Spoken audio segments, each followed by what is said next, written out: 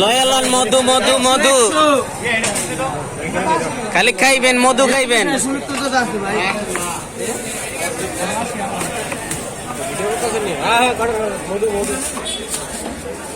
কাকার মধু লয়ে যান মধু। ওই ডাক দেন না কে মিয়া, ওই মধু গাছিলেন দে।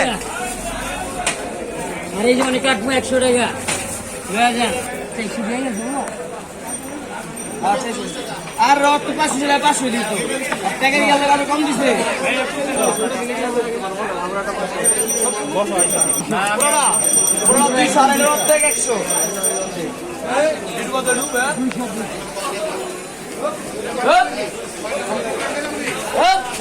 এ মধু এ রসমালাই এই দেখেন না কিনা